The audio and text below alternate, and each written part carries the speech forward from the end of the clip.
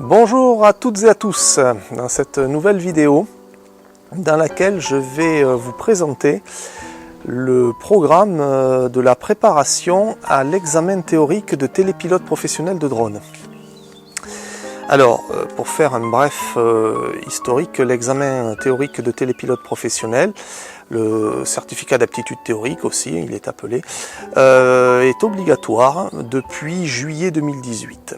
Suite à une réglementation qui est parue début 2018, l'ULM, le diplôme ULM, qui était auparavant le diplôme le plus souvent passé pour être télépilote de drone, puisque nous pouvions passer n'importe quel théorique de l'aviation civile habitée, n'est plus reconnu. Vous avez maintenant un diplôme spécifique qui est le télépilote, le diplôme certificat d'aptitude de télépilote de drone.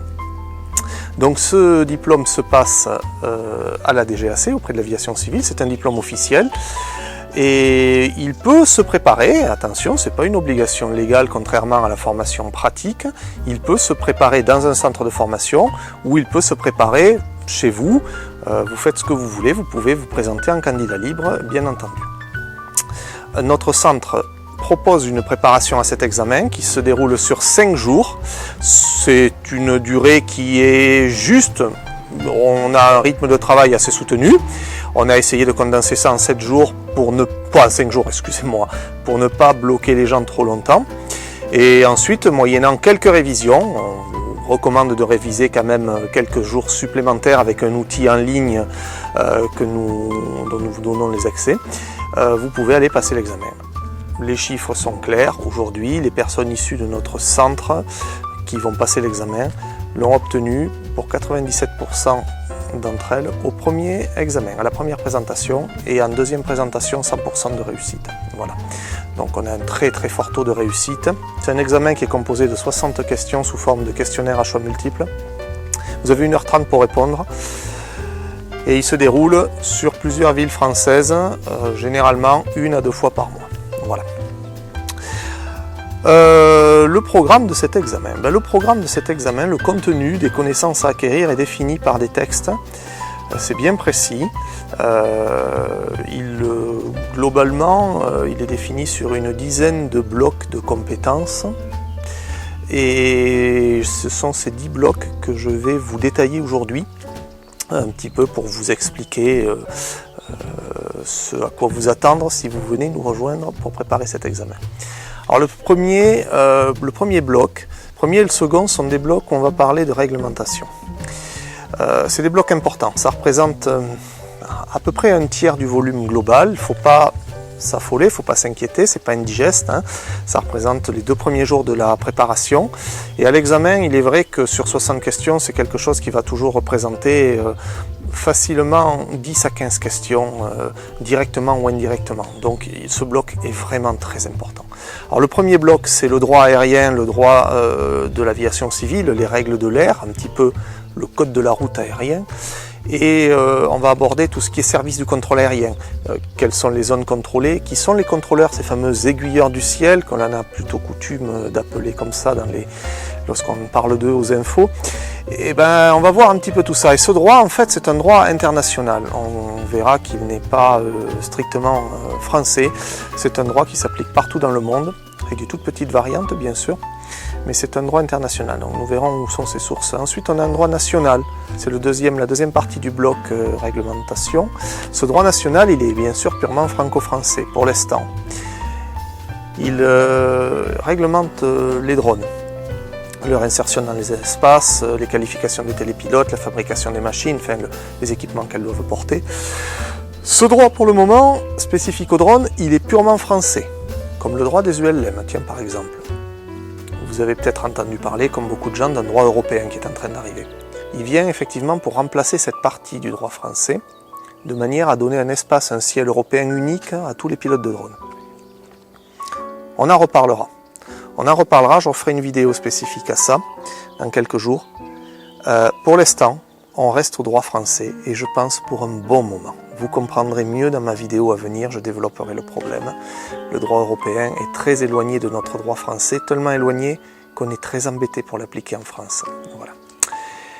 La troisième partie des 10 blocs, on va parler maintenant de technique. Ça va peut-être mobiliser davantage certains d'entre vous.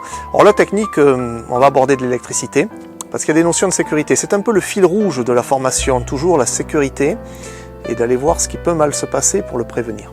Alors l'électricité, bien entendu, on va parler électricité un petit peu. C'est des notions très simples. Le courant, la tension, l'intensité, la résistance, des choses qu'on va imager, qu'on va vulgariser, hein. C'est à la portée de tout le monde, il n'y a aucun souci, quel que soit votre niveau d'entrée en cours. Et on va également parler des instruments de base, 3-4 instruments qu'on trouve sur les avions, mais des choses très simples. On va les détailler de la façon dont ils se trouvent sur un avion, parce qu'ils sont plus faciles à comprendre que sur un drone où ce sont des composants électroniques. Et on va surtout voir à quoi ils servent et pourquoi on les retrouve sur les drones. Un drone est un appareil comme un avion qui évolue en 3 dimensions, donc il faut pouvoir se positionner, il faut pouvoir se stabiliser. On n'est pas des oiseaux, on n'est pas né pour ça, les drones ne sont pas des oiseaux, donc ça demande beaucoup d'instrumentation, beaucoup d'électronique derrière. On va voir aussi les équipements de sécurité. Les équipements de sécurité sur un drone, on verra, ils sont essentiellement, on va surtout parler essentiellement de ce qu'on appelle le système de protection des tiers, le fameux parachute. Et vous verrez qu'il est loin d'être obligatoire dans tous les cas, bien entendu, il est assez coûteux d'ailleurs. Mais on va en parler, on va voir comment la réglementation l'envisage et comment elle envisage la sécurité, et qu'est-ce qu'elle peut nous obliger à faire, et voilà, dans quelle mesure on doit se conformer à ces obligations-là.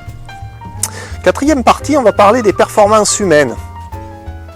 Oui, je sais. Si je vous parle de psychologie. Un bon technicien que nous sommes, la plupart de mon public. Alors je m'excuse pour ceux qui sont plus psychologues. Souvent ça fait un peu peur. Non, c'est pas grave, c'est pas méchant. D'abord dans ce chapitre des performances humaines, qui est assez récent dans l'aviation habitée, surtout à notre niveau. Moi je suis pilote par ailleurs depuis plus de 30 ans et je n'en avais pas entendu parler à l'époque, on ne l'abordait pas. Depuis un peu plus d'une vingtaine d'années, c'est abordé systématiquement. C'est une excellente chose parce que l'humain est le maillon faible, sans vouloir faire de jeu de mots par rapport à une émission télé, le maillon faible dans la chaîne et souvent les accidents viennent de là. Donc c'est intéressant. Mais nous on a aussi un chapitre physiologie. On va bien sûr étudier l'organe qui nous sert le plus, le sens qui nous sert le plus, c'est l'œil. Un petit peu, hein, pas beaucoup, rassurez-vous, il ne faudra pas être des docteurs en médecine. On va étudier un peu de psychologie et puis on verra des choses assez concrètes quand même en psychologie. C'est intéressant, vous allez découvrir certaines choses sur la mémoire, sur le stress. On a un chapitre, ensuite on revient sur de la technique, un chapitre très important, incontournable. On ne peut pas s'en sortir à l'examen, c'est un peu comme la réglementation, si on néglige totalement ce chapitre. C'est la météorologie. La météorologie, science magnifique, extrêmement vaste, une des plus complexes qui soit. Mais là, nous allons l'étudier sous le prisme plus de prévenir les dangers qu'elle peut nous réserver. On va voir les phénomènes dangereux, essentiellement pour nous, les nuages, les vents, les précipitations, les choses comme ça. On va plutôt faire de la prévention. Donc pareil, ce sont des choses à la portée de tout le monde, relativement simples à comprendre.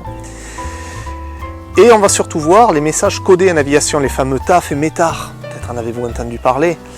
Ces messages codés, il ne faut pas en avoir peur. Vous verrez, à la fin de la journée, on fait ça en général l'après-midi, à 17h, vous savez décoder les messages.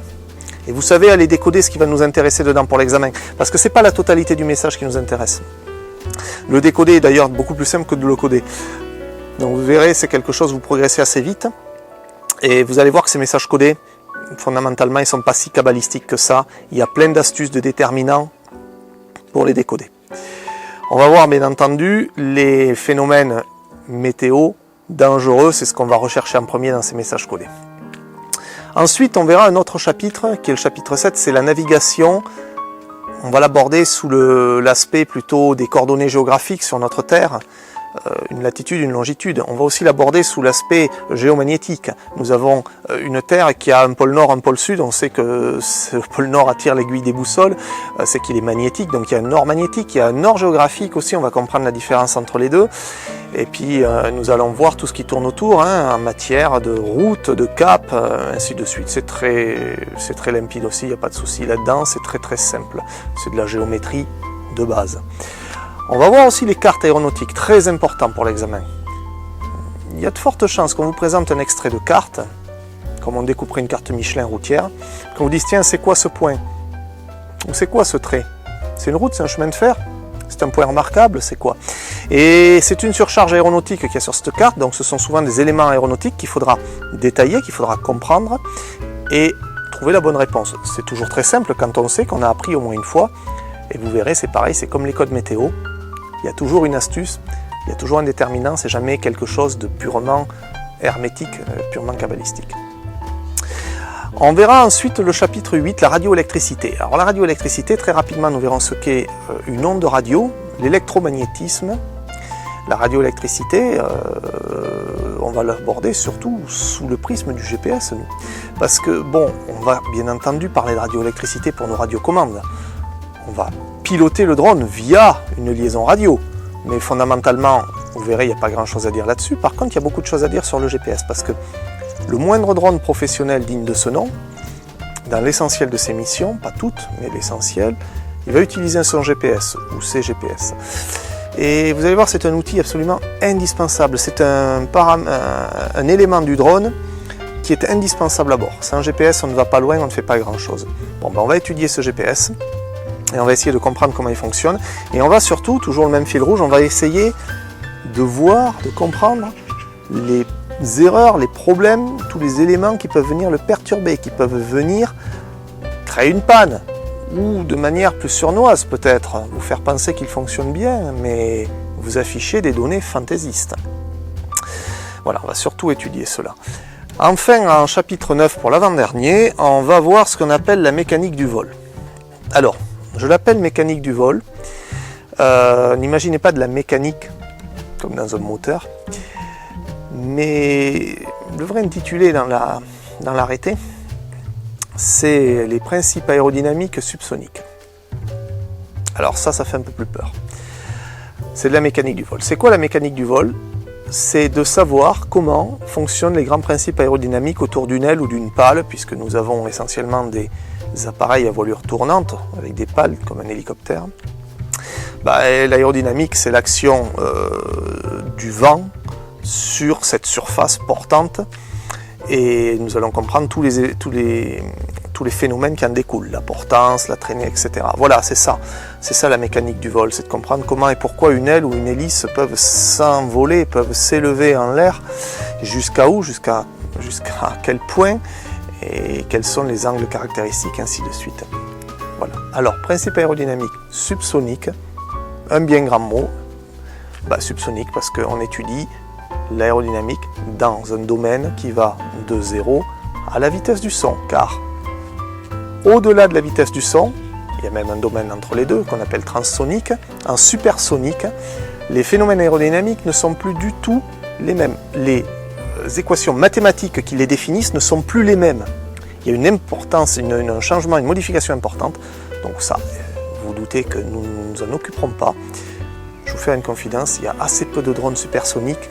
Il y en a quelques-uns qui vont arriver, mais ils sont peints en kaki. Et apparemment, je ne les ai pas vus à la vente au grand public.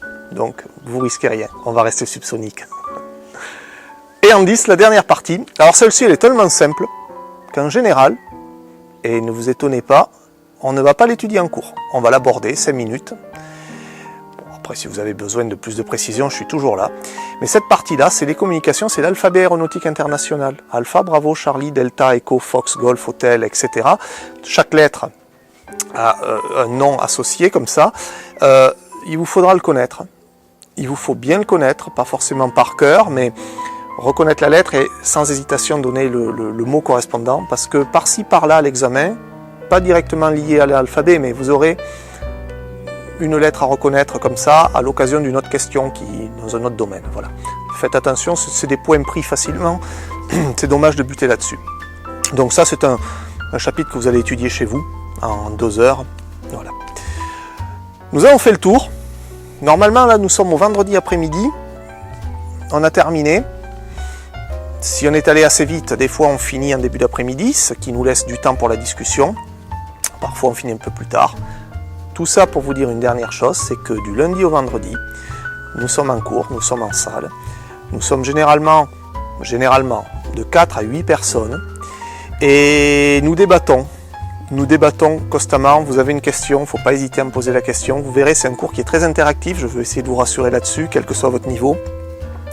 J'ai des mélanges, j'ai des ingénieurs, j'ai eu des docteurs dans divers domaines, j'ai des gens qui sont des techniciens, j'ai des administratifs, j'ai des gens qui n'ont aucune formation scolaire, aucun problème. 97% de réussite à l'examen en première présentation, c'est tout. Et sans vous faire bosser tous les soirs jusqu'à minuit pendant 2 mois, hein. On est bien d'accord. Donc vous aurez tout loisir de débattre avec moi.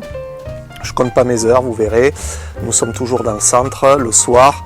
Je suis là avec vous plusieurs heures s'il le faut et je peux vous assister, répondre à vos questions et essayer d'éclaircir ce qui vous semble très compliqué. Voilà. J'espère que cette petite vidéo vous aura incité à venir nous rencontrer et à vous inscrire. C'est ça qui est important, venir préparer l'examen avec nous. Je le répète, je vais être honnête, ce n'est pas obligatoire. Vous pouvez le préparer tout seul. Mais je vous assure, et ce n'est pas un argument commercial, il y a une très nette différence dans les taux de réussite entre quelqu'un qui le prépare tout seul et quelqu'un qui le prépare en centre d'examen. Voilà, on tourne aux alentours de 30% de réussite en présentation en candidat libre.